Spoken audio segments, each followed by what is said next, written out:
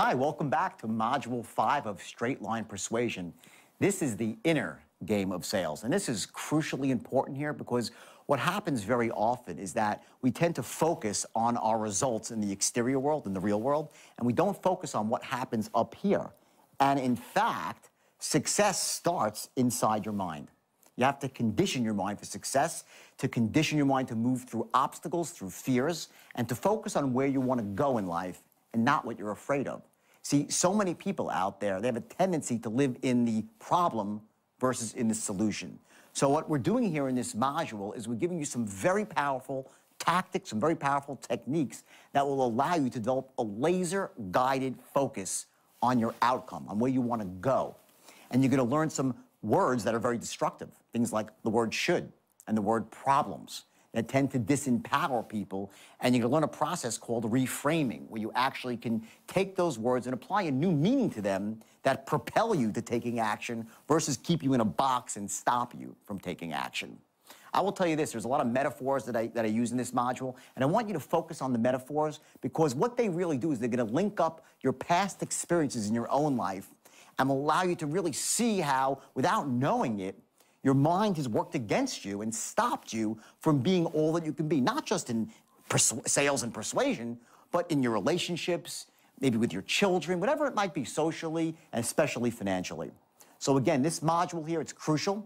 You're going to learn very basic tools here, but that are very, very powerful. They're all going to be easy to use, which is very important. And before you watch it, I want you to remember one thing here. And you're going to hear this in the module and see it on the DVD, that you are not the mistakes of your past.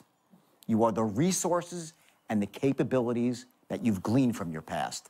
That, if anything, is the most crucial distinction in this DVD. And I've used this, by the way, when I work with a lot of kids who are for charity with the Salvation Army, kids who had terrible, terrible upbringings and have insult after insult dealt with them by their parents, by society.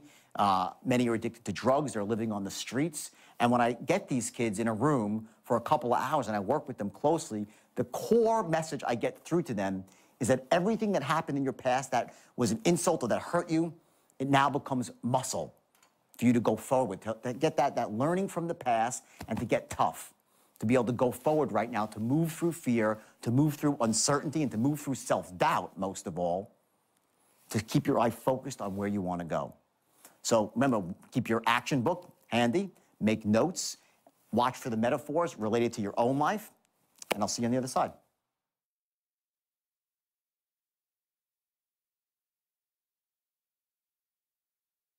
I talked about Bobby Koch, okay? The guy who had an IQ of over Forrest Gump, right? Became a millionaire. He's a fabulous guy. And what Bobby Koch really exemplified, that trait he has, which you could call your standards in life, the standard you hold yourself to, what you will not settle for less than, okay? It's based on this, okay?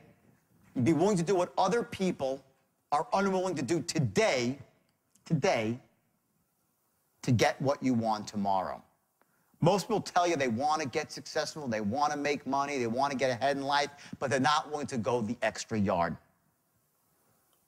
I told you a couple of stories before, and there was in there, embedded in there, was the secret to success. I said to you that when I was 40 years old and lost my money, I went out and knocked on doors till my knuckles bled. No one else was willing to do that. I'm sure some of you were, but where I was, no one would do it. So I cornered the market in that, and I made a fortune. When I decided I wanted to become a speaker, I holed up in my house, just so you know, and not about this stuff. The straight line is, I'm unconsciously competent. I can teach this in my sleep. But I'm talking about other stuff. I do wealth creation on a different level, right? When speaking to entrepreneurs, and I had things I needed to learn and hone my own skills. I worked for months and months and months and months nonstop, reading and reading and reading, and writing and writing and writing my own thoughts, develop my own language patterns, because I knew that if I wanted to be really, truly successful at the highest level, I had to be the best, and especially the best I could be. Now I'm bearing the fruits of that. But people say, oh my God, you just started this business. You know, you started to be a public speaker last year and you know, you're on this massive world tour. No, I'm not. I didn't start this business last year. I started when I was 20 years old or 16 years old hustling ices on the beach. Who here's been a hustle since they're a teenager? Raise your hand. I bet you a lot of you are, exactly. Okay, I know. I was out sharing war stories with Mike last night. He's telling me stories. He's hustling gold watches, Rolex. He's 16 years old. He's out there in Canal Street. And I get it. I get it. That's why he's successful. That's why you're successful. That's why you're successful. Okay, because you're willing to do what it takes. Caveat, that's ethical and doesn't harm somebody else. That's productive to humanity. You do whatever it takes to become successful. So I'm going to teach you now. We're going to go into the straight line, okay, the actual mechanics of it and the language patterns, okay? And I want you to understand that for some of you, it's going to take some work because, you know, your language skills are a bit lower down on the totem pole right now. You're not natural closers, so some things might take time. But if you want to be successful, and I promise you, so if you're the sort of person that's going to struggle a bit, don't worry. The beauty is in the struggle. The beauty's in the struggle. Once you get there, it's great, you enjoy it, but the beauty's in the struggle. That's the way life is. You know, I told you the first word that's the most destructive in the English word was what? Should, right? Should. What should you? When you shit all over yourself. That's what you do. Okay? It's the procrastinator's favorite. I should have went out. I should have done my taxes. Oh, shit, I got to do my taxes. I should have done this. I should have done that. And they don't do anything. That's should. The second most destructive word in the English language is this.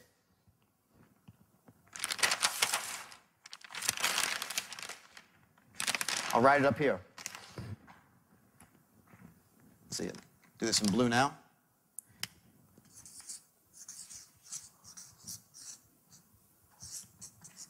Problems. Everybody's got a freaking problem. Problem, problem, problem. Everyone's got problems, right? What a load of crap this word is, problems. I want you to wipe this word out of your language patterns, okay, and replace it with this word. Challenges. That's the word. Problems is disempowering and overwhelms you. Challenges you meet head on and you rise up to them and you overcome them. Another word for this, obstacles, barriers, whatever is standing in your way from you and your goal and your vision.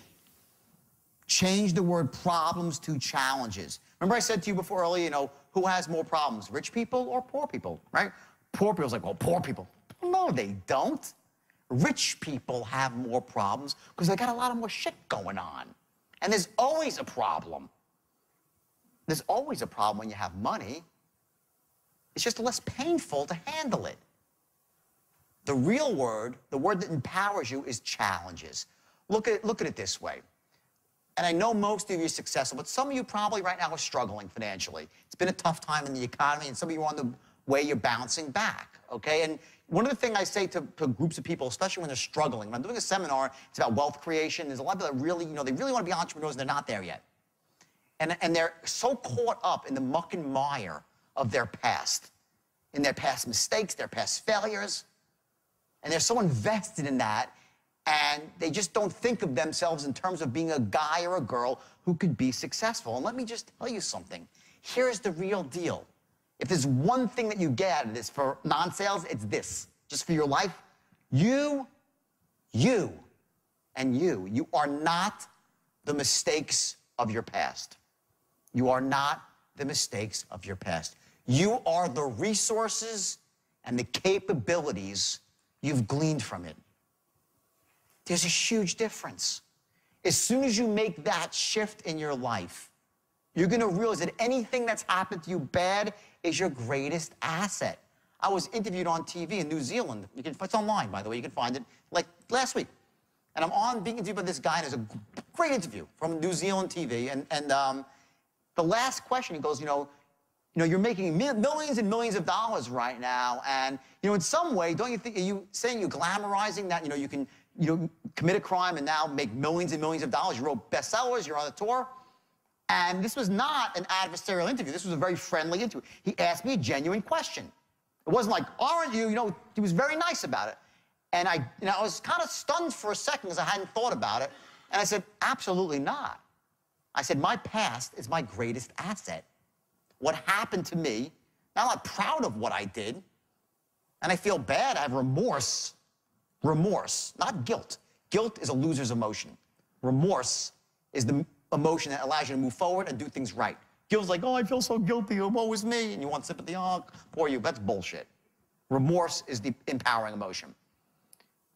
My past is my greatest asset. My past has allowed me to, A, have the credibility to stand up in any room and know that I don't just talk the talk, but I've walked the walk, that I've made mistakes. I represent the people that are down at the bottom, no matter how low you've fallen on the totem pole of life, of relationships, of love, anything. I lost everything, not just my money. I lost my wife. She walked out the door the day I got indicted, guys. The day I was walking down the courthouse steps and she said, I want a divorce. Imagine that. Not that I was a model husband or anything while I was married to her. Those who read my book know that. But my point is this. In one day, I lost my freedom, my money, and my family. And I wanted to crawl up in a hole and die. I wanted to crawl up in a hole and die. So if you're in a spot in your life right now, I hope you're not, but if you are, I want to tell you something. There is no level, no matter how low it is, that you can't come back from, like gangbusters, because I did it. I'm living proof of it. I'm living proof. And I came back harder and higher than I ever was at, in a way that empowers other people, and helps people, where I'm now, they called me the guru of anti-greed in the biggest newspaper in Australia. You know how, honestly, you know the first person I showed it to, you know who it was? My children. I said, look at your dad. I said, look at this. I said, read this article. They called me the guru of anti, and I was proud. More than the money, more than any fame I might get. When I saw that, I had to show it to my son and my daughter. That's what it's all about. So I don't care where you are in life. If you're not where you want to be, that's okay. You're not your past. You're the resources and capabilities that you've gleaned from it. Make sense, everybody? Yes or yes?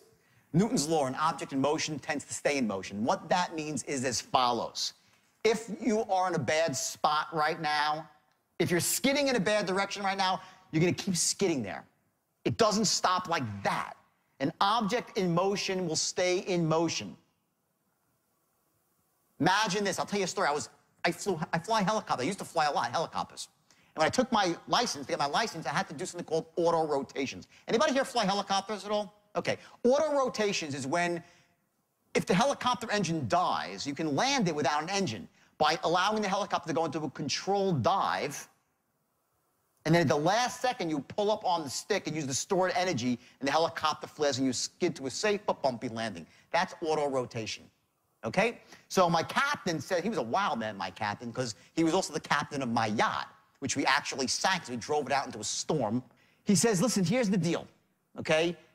Auto rotation is simple. You're going to dive down at a 45-degree angle with no engine, and at 50 feet, you're going to pull back at the stick. But the key is, do not look at the ground. You got to look forward to where you want to go. You look forward with your eyes, with your focus, and your body will take you there. I was like, okay, that's great. That's what I teach people in seminars. Like, focus on where you want to go and you'll get there, right? Great. We go up, and sure enough, we had to actually turn the engine off. We had to practice this. I was like, what a stupid idea this is. Can't we do it in a simulator? No, you can't do it in a simulator. You got to do it for real. So we go up there. I'm like, no problem. I'm, strong. I'm tough. We go out there. He turns the engine off. We start diving down at 50 feet. I start pulling back. I'm like, holy shit, holy shit. And I'm looking at the ground. I can't take my eyes off the ground. And I'm going. He takes my chin, he yanks it up, so I look forward. I pull back on the stick, and I go to a safe but bumpy landing. Ironically, I knew not to focus on what I was scared of, but that's human nature. We focus on what we're afraid of, and we crash into it. Because on what we focus on is where we go. Where focus goes, energy flows. What you focus on expands in your life. So if you're in a skid right now, here's the metaphor for your life. If you're not going where you want to go right now, don't say, oh my God, things are so bad, things are so bad. Boom, you crash right into it. You set a goal, and you look at the goal, not the problem. You don't invest yourself in the problem, you invest in the solution. And you keep looking at it. Now, what happened is this. When the helicopter was diving at 50 feet, and I pulled back on the stick and I looked ahead, did it continue to dive? Yes. It had momentum. You get it? An object in motion will stay in the same motion. It has momentum. So my instinct was, shit, it ain't working. I want to see the hit. It's like when you want to get punched, let me at least see the punch coming, so you want to see the accident before it actually happens. Human nature, right? You want to look at it. Well, as long as I'm going to crash, I might as well look. You ever see a guy, this is the basic. There's always a guy in a Ferrari, some stupid rich guy in Westchester. He's got a Ferrari, and it's a wide open road, and there's fields everywhere, and he crashed into the one telephone pole. Like, how the hell did that happen? Guess what? Same thing, where focus goes. He's like, oh my God, a telephone pole. He's like, no, right into the telephone pole. What do you think happens when you're focusing on the crap in your life? What you focus on expands. What you focus on, you attract. So let me say this. If you're focusing on all the crap in your life, what do you become? A giant crap magnet. You attract crap to you, and it gets bigger and bigger until you fall in an avalanche of it and get destroyed. So here's the irony. So he tells me this, and I'm like, geez, I knew to look up ahead, but I couldn't do it. I said, well, let's do it again. I had to do it again. We went back up again. We started going around the thing, making a pattern. We get to the bottom. He turns off the engine. We start diving down. I'm feeling good, 50 feet. I'm like, holy shit, again, I'm still looking down. He pushes my chin up. I pull back on the stick, and sure enough, I go to a safe landing. Why would I still look down knowing that I shouldn't? Because I'm conditioned. We are conditioned to look at our problems and to focus on our problems. And because of that, we become paralyzed with fear, and we crash right into them. Go bankrupt, lose someone we love, get sick, whatever it might be, we get destroyed. Third time up, I had to do it again to get my license, right? He takes me in, pattern, we dive down 50 feet, get to 50 feet. I pull back, and I look up. I felt like looking down, but I looked up. Why? Because I conditioned a new pattern. You can break your old patterns. Step one is interrupt them. That's what I'm trying to do right now, is interrupt your pattern. If you're one of these people who focus on crap in your life, I'm interrupting your pattern right now. Step two is condition a new pattern now.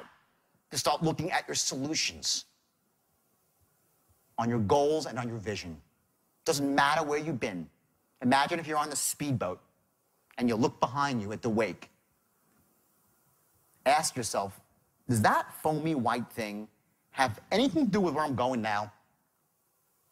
Does it? The wake does not drive the boat. Your wake is your past. What drives the boat is you, the captain, and where you're focusing on, right? Your focus, that's where you're going.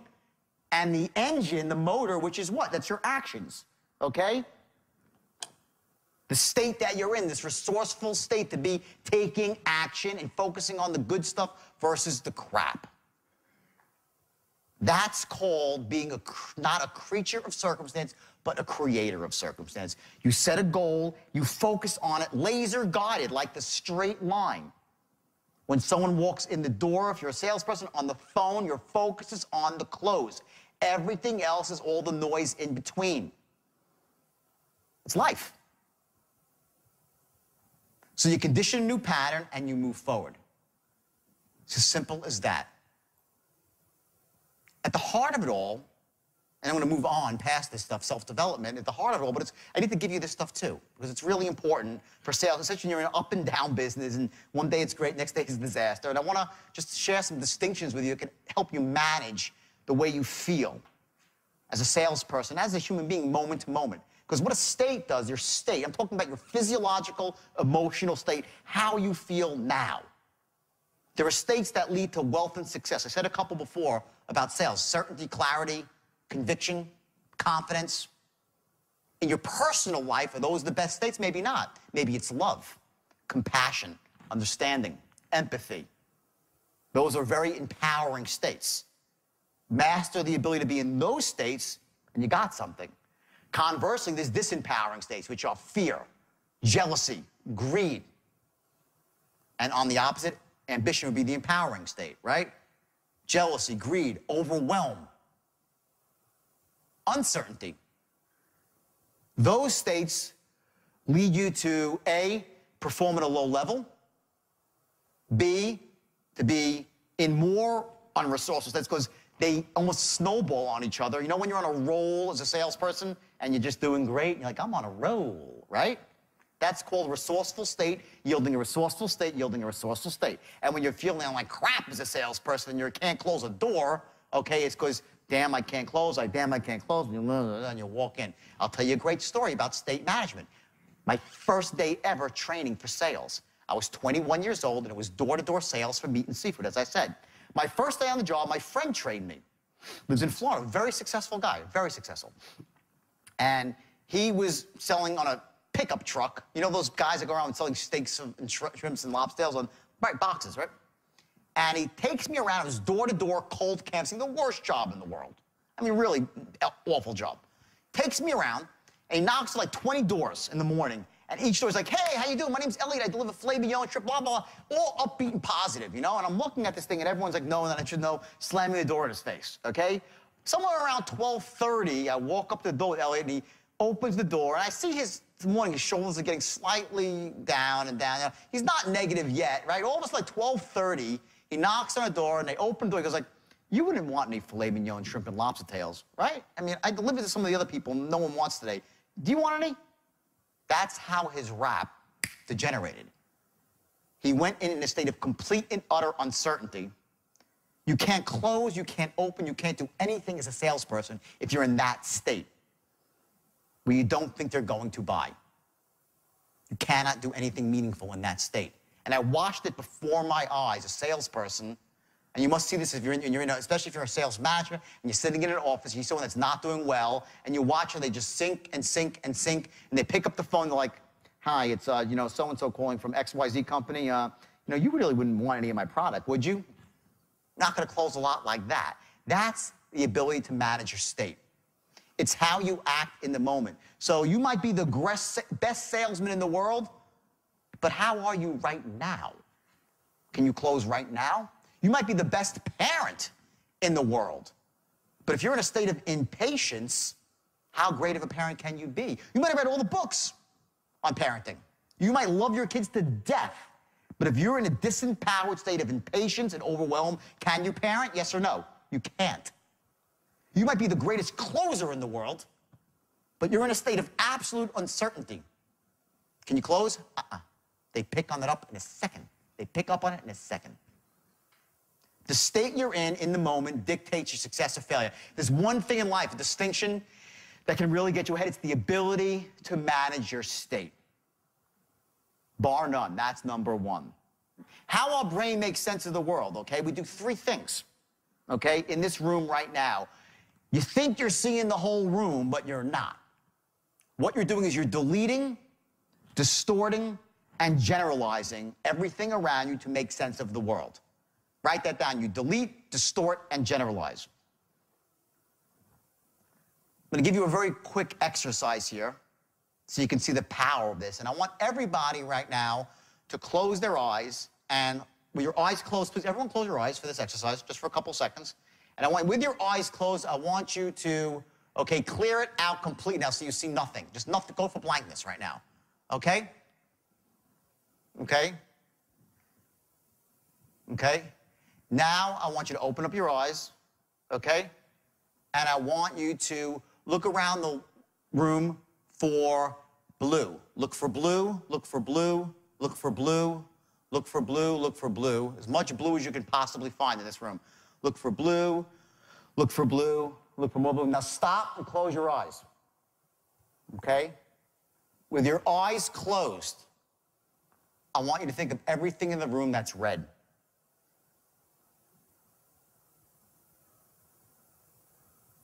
So, yeah, I bet you see a lot more blue right now than red, right?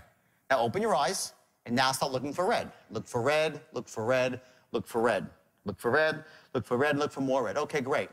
You see a lot more red now that you're looking for it. Carpet's red, right? Her shirt is red, right? The exit sign is red. The Coca-Cola, the bottom of the top is red, right? Anyone else see any red? Who sees red? The chair is red, okay? Anything else red? Anyone else see red? Got the carpet, what else? Anything else is red in the room? Keep going. There's got to be more red in this room. Exit sign said the exit sign. Anything else is red? Okay, there we go. Bingo! Okay, he said it. He said the chair is red. Is the chair really red, though? Barely. It's almost pinkish, the chair. But because he's looking for it, you know what happens? You start making shit up to be right. It happens every time. It's really more pink than red. It's not red. It's almost, maybe it's red. It's like, well, why not red? Sure, I'm looking for it. So let me ask you this. What happens when you start looking for problems? You'll start making them up if they ain't even there. That's the power of deletion. Conversely, what happens when you're focusing on your goal and your vision? You start seeing every opportunity that comes your way. If you're out there looking for all the crap on the problem, the opportunities fly over your head every single time. You delete them out. There's a portion of your brain called the RAS, the reticular activating system. And what it does, it decides what you focus on and what you ignore. Because you can't focus on everything around you. There's too much data. Right now, you're focusing on me, maybe that, maybe the person to your right, everything else. You're not feeling it. You don't hear the beating of your heart in your artery over here by your ear. You don't hear the hum of the air conditioner. Now you do. I ignited your RAS. You don't hear that wriggling of his paper, or maybe you did, but if you heard that, you weren't hearing the air conditioner. You can't hear it all. You just can't. Your unconscious mind gets it all. It absorbs it all. Because it's much more powerful than your conscious mind. And you start getting stuff in there. You don't even realize it's there. When you delete out solutions in your life, you're never going to get ahead. That's why setting goals and having vision is so important. So you delete, okay, number one. Second thing, you distort. This is a classic. Distort stuff. I always love when it's men and women fighting with each other. You know, a guy fights with his wife. He calls up his friend. He goes, my wife is the biggest ass in the world. I can't. She always henpecks me. She's always got a problem. She never understands me. Words like always, never, biggest. We distort the truth to make always. Every human being does this. And then what does your friend say? I know exactly what you mean. They're all like that. They're all. And then the woman calls up her friend, my husband is the biggest ass. He doesn't see me. He doesn't understand me. Never sees me, never understands me. And no one, I know no men, they're all like that. We do. Men and women, both sexes do that. We distort everything. We make the things that are good really good, and things that are bad are really, really bad. We delete, we distort, and lastly, we generalize. We look to make patterns. To understand these three things when you're closing, the reason why I'm saying this, you're going to start to learn how to use this to close. Because when you get people seeing things a certain way, you ignite their RAS, they will delete out the problems. Distort to allow themselves to wash in the positive emotions of your product. 3, to generalize, that because you sound good and seem honest and all this stuff, you are. You are. You're not like the rest of them. You generalize. You use these things as very powerful tools to motivate yourself and motivate other people to buy. But again, never do this in a way that disempowers somebody else. Don't get them to falsely associate into a good benefit if it's not really there for them. If it is there, you ought to. You really shame on you if you don't allow someone to really feel the benefit of a product. You're not doing your job. Shame on you. Likewise, if they're all focused on the negative, you don't move into the positive, no one can live like that in the negative, right? You do your job, but don't do it in an evil, underhanded way, okay? And that's the ship right there that I should have shown earlier, okay? And that represents, okay, with you at the helm, controlling your destiny towards your goal, right? If that ship leaves Tampa and sets sail for Spain, and there's a captain at the helm, what percentage of the time will it reach Spain? Like 99.9, right? Almost always, unless something really bad happens. Okay? Now imagine that ship going to Spain without a captain, going randomly. What's the chances of it reaching its goal? Like 0. Won't happen. Okay? I want you to imagine every sail that you make from this point forward has a goal. From the time you start the sail, it has a goal, and the goal is going to be the close, okay? The 3 ways of managing fear. Number 1, pretend it doesn't exist. You ignore it. This is what people who really live life at the lowest level, they're all employees. They never own a business. They don't sell on commission. They never get ahead in life. They're creatures of utter circumstance. They say, I'm not scared of anything. They don't pretend, I'm not scared. No, it's not fear that's holding me back from taking action. It's not fear that stops me from being a commission-based salesman. It's not fear that stops me from opening my own business. No, it's my story. And they have a story about why they don't have what they want in life, and that's what holds them back from getting what they want in life. It's your fear. This is what holds you back. Plain and simple. That's strategy 1. They ignore it, and they live a completely disempowered existence. This is the next way to manage fear. You act in spite of fear. This is what I did for many, many years. When I first started, and I still struggle with it today, by the way. I bet most of you in this room probably live this way. You're scared to hell, but you still act. You're scared to fail, but you act. You're scared to do something, you act. You're scared to go up to a girl bar, but you do it. When you live this way, you become very wealthy, but very miserable. You become anxious. You feel anxiety. Because what's happening is you're scared to do stuff. You're scared about your outcomes. You live in fear, but you act anyway. You don't let it disempower you, but you let it give you those terrible feelings inside of anxiety. I lived this way for many, many years. When I first met my girlfriend, she's like, I've never met a guy like you. You are just not scared of anything in terms of business and success and finish. You're not scared of anything. You go out and do it. I'm like, whoa. I said, no, I'm really scared. I just don't let it stop me. There's a difference. Of course I'm scared. I just act. That's not the best way to manage fear. The best way to manage fear is this, is to understand it and accept it.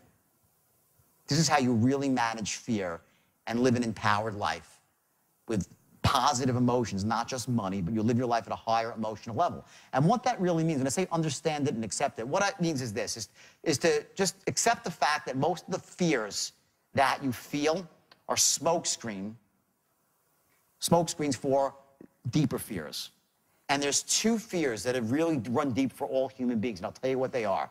And the first is that in some way, on some level, you're not enough. You're just not enough. You're perceived by people that you love and like, you're not enough. You don't measure up. I had that fear my whole life. And I worked really, really, really hard to measure up, which is difficult when you're 5'7". Maybe 5'6 3/4. But either way, okay, I worked my whole life to measure up, because in my mind, I felt like whatever it is, like, I wasn't enough. Okay? And I worked really, really hard. I don't know why I felt it, but I just did. I know, man, I'm just being honest with you. And guess what? If you don't, we've all felt this way. If you're lying, if you say, no, not me, I never, of course you did. The second fear that runs even deeper than not measuring up is that if I don't measure up, I won't be loved or accepted and liked. They won't love me. And I really felt that one too. And I'm sure at one point in life, not every day, you all have. You develop smoke screens to get around that. It's such a powerful, deep-seated fear. And it comes back, you know what it comes back to? When we were babies, it's not your fault or my fault. When we were babies, we made a very, very bad generalization. You know, we delete, distort, and generalize. The generalization that we made is we equated attention and love as the same thing. We made that mistake as when we were this big. You know, one day we were crying and we were perfect. They loved us. Our parents loved us. We were babies. We were perfect. We could poop in our diaper. They loved us. They loved us. And all of a sudden, one day, you weren't that cute anymore. You were like a year and a half and you cried. They're like, stop it. And you're like, what the hell happened here? I had it really good before. You know? Some babies are like, wow, wow, and no one loves them, no one likes them. Then all of a sudden they fall down, they get hurt, and their mother runs, oh my God, And we find one of these people, we call them problem people. They know they get attention by having problems. If they hurt really bad, people will love them and they'll get attention.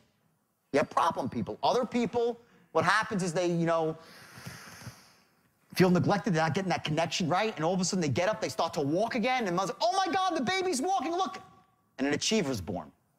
And they get their attention and love through achievement. That's what I did. Okay? Other people, okay, they're babies, they're not getting the attention, they feel that loss of love, and they go out and they break something. What did you do? They got the connection back. You got people that are always breaking shit. They're broken people, and they get the connection like that. Pleasers, breakers, achievers, problem people. There's a million ways to get the connection and love back. Which one are you? I'm an achiever. We all have our strategies we run to get the connection back, but at the heart of it all is this irrational fear that we won't be loved and we're not enough.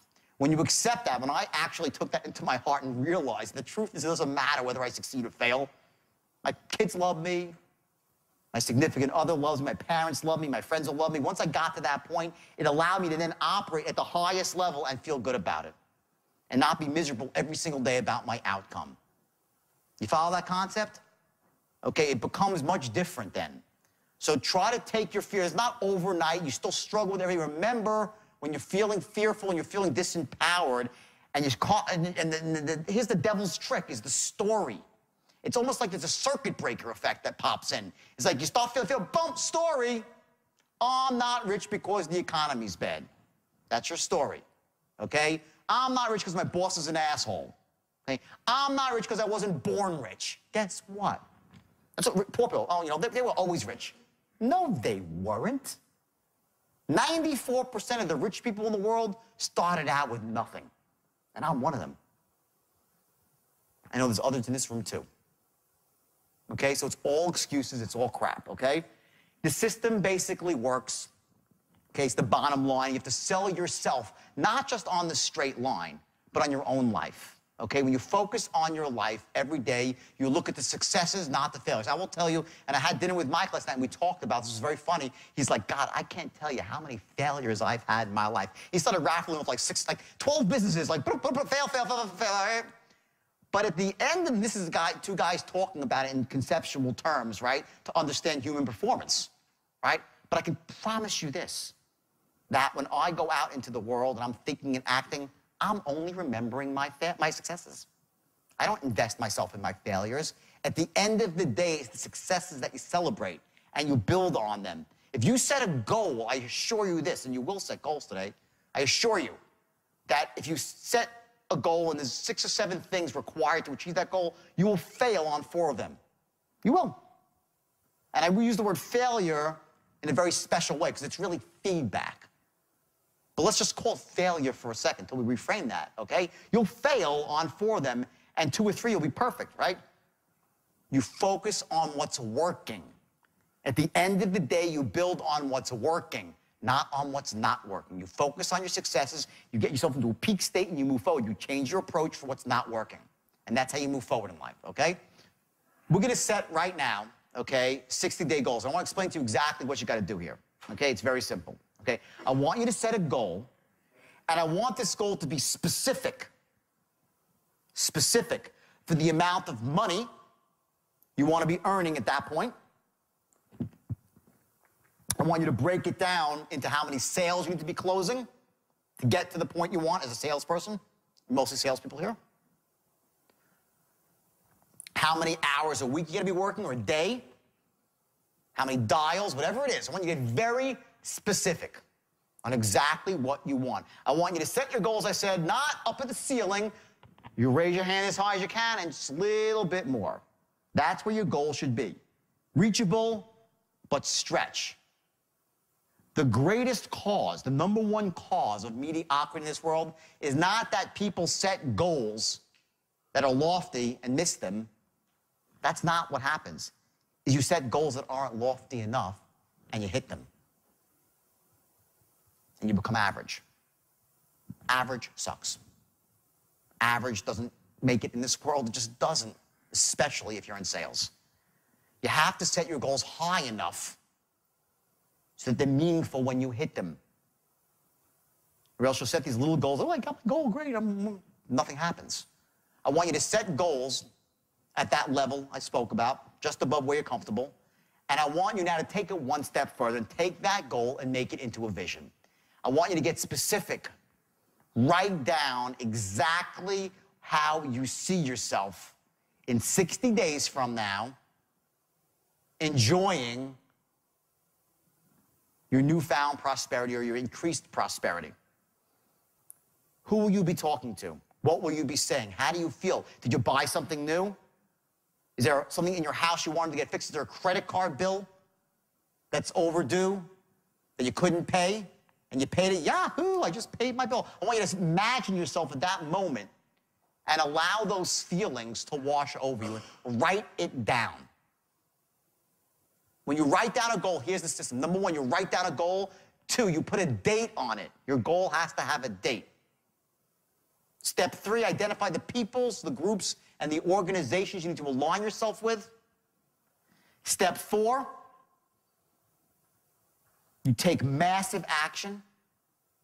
Step five, see what's working and what's not and change your approach accordingly. That's it. Set a goal, put a date on it. Identify the peoples, groups, and organizations standing in your way or you need to align yourself with. The obstacles. Take massive action. See what's working, see what's not working, and you change your approach. You set a goal, you got to do 7 things, you accomplish 3, great. Excellent. 4 that didn't work, what's not working? Tweak it. You don't do the same thing over and over again. That's the definition of insanity, right? To do the same thing again and again and expect a different result. So I want you to set a goal, and I want you to put a date on it. I want you to get specific how you're going to feel in your personal life, what you can buy, and I want you to, in there, include someone more important to you than yourself, whether it's your children, your spouse, or your parents, someone more important to you than yourself, and I want you to write something that you could do for them for achieving this goal. It should be no more, this whole thing should be no more than a page. Just 1 page. I want to make it specific with language. Doesn't matter if you're a good writer or a bad writer. Doesn't matter. Just make it specific for language. No one's going to see this goal but you. I'm not going to ask you to read these out loud. They're for you. They're only for you. But what I am going to do is I'm going to ask you to take them and put the bullets on a little card and carry it around with you for the next 60 days. I want you to carry your goals around with you. And on top of your goals is going to be your vision. I'm going to ask you to put I'm going to ask you to put your goals and your vision on your screensaver for your telephone. So every time you pick up your iPod or your iPhone or your BlackBerry, whatever it might be, you see your goal. Because what it does is it ignites your RAS. And you start seeing all the red and not the blue. You start seeing all the opportunity and all the positives and not the negatives. And you soar. So what do you think of Module 5? For my money, Module 5 is perhaps the most pivotal module of all because that's the one that really gets into selling yourself, your own mindset, getting yourself prepared to accept the rest of the information here and to act on it and to feel good about it. To not go through life in that, disempowered creature of circumstance state where you really think the world happens to you, and to live as a creator of circumstance. To know that the actions that you take on a consistent basis will ultimately yield that result, that laser-guided focus. Remember we spoke about Newton's law that an object in motion tends to stay in motion? Well, we know that's true. You heard it on the DVD, and when you've related, hopefully, that metaphor to your own life, you've seen times that you were heading down the wrong path, yet through simple inertia, you just kept walking down that same path. So the idea now is to remember that the most powerful way to break that negative momentum is through massive, directed action. So the goal here and the action steps here, there's 2 of them, are going to be, number 1, to take one definite, precise action tomorrow. Or if it's still early in the day, then you can take it today. And also, make sure that that action impacts you in persuasion. Don't make it some random action. I want it to be about what you're learning. Secondly, we're going to set 60-day goals here.